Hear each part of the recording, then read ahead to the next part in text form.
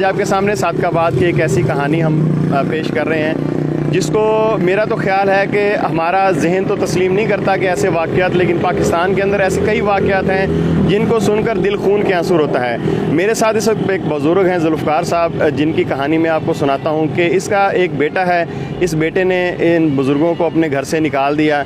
ये ज़ुल्फ़कार भाई मेरे साथ मौजूद हैं, हम इनसे जानते हैं कि ये क्या मामला है, उन्होंने किस तरीके से जो है ना ये रहते थे और क्या मामला इनके साथ हुआ है। सबसे पहले मैं आपको ज़ुल्फ़कार साहब का घर भी दिखा दूँ कि इनका घर देखें, ये दिखाएं, ये देखें, ये ज़ुल्फ़कार साहब का घर है। यहाँ पर इस दीवार के साथ ही रात को सोते हैं, यहाँ पर खाना खाते हैं और यहीं पर वो रहते हैं। सर्दियों का मौसम है, रात को ठंड होती है और ये हालात देख लें कि इनका अपना जो सगा बेटा है उन्होंने अपने बुज़ुर्ग वालिद को धक्के देकर घर से निकाल दिया है।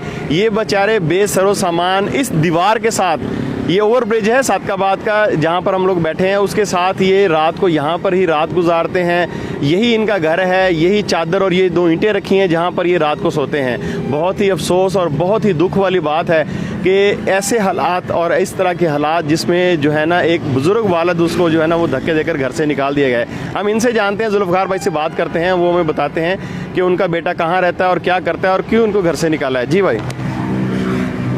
मैं घर के जगह पे जी घर से निकाल दिया।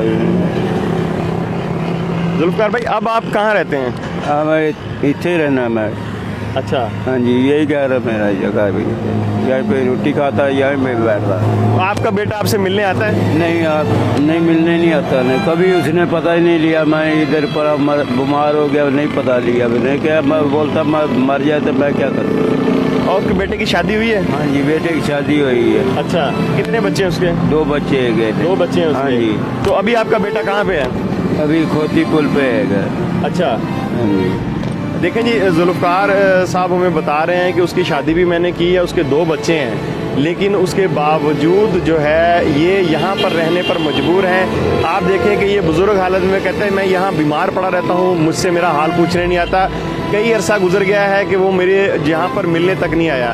तो मेरी जो है वो यही इल्तमास होगी मुखय्यर हज़रात से सादकाबाद के कि अगर इनके लिए वो कुछ कर सकते हैं तो बराए मेहरबानी करें, ताकि ये बुज़ुर्ग जो है अब इनकी हालत नहीं है कि वो सर्दी के मौसम में यहाँ दीवार के साथ लग कर रात गुजारें और यहाँ पर जो है ना वो अपनी ज़िंदगी बसर कर रहे हैं। उनके बेटे का जो मामला है वो तो हम खुदा पर छोड़ते हैं कि अल्लाह ताला उनको नसीहत दे कि वो अपने बुज़ुर्ग बाप की खिदमत करें और इनको यहाँ से लेकर जाएँ। लेकिन हमारा हक़ एज़ ए अच्छे शहरी होने के भी ये नाता हमारा ये हक़ है और हमारा ये फ़र्ज़ है कि हम जो है ना वो इनके लिए कुछ ना कुछ करें।